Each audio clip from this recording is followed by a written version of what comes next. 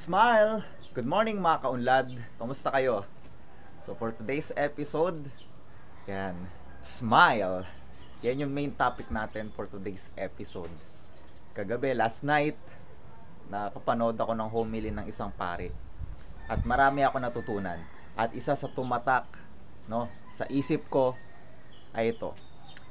You are in charge of your own happiness.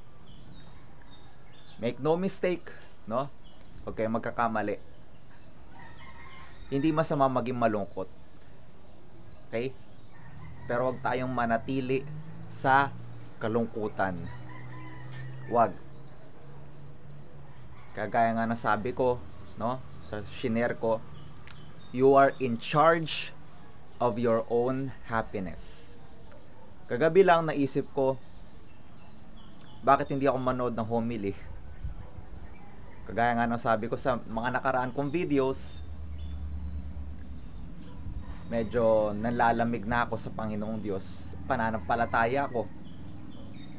So ayun nga, naisipan ko manood kagabi ng homily.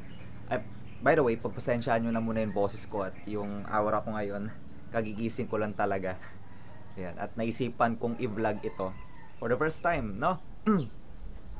Kagigising ko pa lang, nag-vlog ka agad ako. Well, passion talaga natin eh. Anyways, ayun. Ang laki ng impact sa akin nung video ng homily na napanood ko kagabi. Alam nyo kung bakit? Ito mga nakaraang araw, mga nakaraang linggo, down na down ako. Pinipilit ko na i-motivate yung sarili ko. Pinipilit kong ipasok sa isip ko yung appreciation sa sarili ko. Kaya lang, nadadaig din ako ng negative mindset ko. Ngayon, aminin ko sa hindi, salamat sa Diyos. Salamat sa pari na napakinggan ko na nag-homily. Salamat sa Kanya, ginamit siya ng Diyos para ma-inspire ako na ngumiti muli, na ma-appreciate yung mga biyaya sa akin ng Diyos. Ito real talk lang, mga kaunlad. Baka mali ako. Tingin ko lang, pero baka mali ako. Kaya siguro may mga prayer request ka, mga kahilingan na hindi pa binibigay ng Diyos. Sa tingin ko, yun ay dahil hindi ka marunong maka-appreciate ng mga simpleng pagpapala niya sa buhay mo. Kasi isipin mo kung yung pagpapala na meron ka ngayon, mga blessings na meron ka ngayon, hindi mo kayang i-appreciate, gaano pa kaya kung biyayaan ka ng Diyos ng pagkalaki-laking blessings pa? Sana nagigets ninyo. At ito yung nakikita kong revelation sa akin ni Lord ngayon. Sanay na sanay kasi ako mula pa pagkabata. Ikumpara ko yung sarili ko, yun mapuno ako ng insecurity sa sarili ko. Siguro dulot na rin ng social media, nasanay tayo na ikumpara yung sarili natin sa ibang tao. But that's toxic.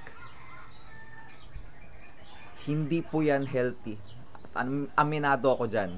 Pero awa ng Diyos, kahit paunti-unti, na-overcome ko na yan. At may awa ang Diyos. Namalay natin, one day, no? Maglaho na yan. Hindi na ako masanay sa pagkukumpara ng sarili ko sa ibang tao. Ano mang biyaya meron sila, at anumang biyaya meron ang Diyos para sa akin. Tingin ko, alam nyo, maging milyonaryo ka man, maging bilyonaryo ka man, kung hindi ka marunong makontento, kung hindi ka marunong maka-appreciate ng mga pagpapala sa iyo ng Diyos, tingin ko hindi ka pa rin magiging masaya. Bakit? Kasi wala tayong kakontentuhan. Matuto tayong makontento sa kung anong meron tayo. Hindi yan ibig sabihin huwag ka na maghangad ng much better pa para sa'yo. Ang ibig ko sabihin, kung anong meron ka ngayon, matuto kang i-appreciate yung mga pagpapala ng Diyos na binibigay sa'yo ngayon. Para matutunan mo na i-appreciate pa yung mga pagpapala ng Diyos na ibibigay niya pa sa'yo. So mga kaunlad, thank you for watching this video. Always smile. Don't let the people, the situations, the places define your happiness. Always choose to smile. You are in charge sa kung magiging masaya ka ba o hindi. Choose to smile. Bye-bye!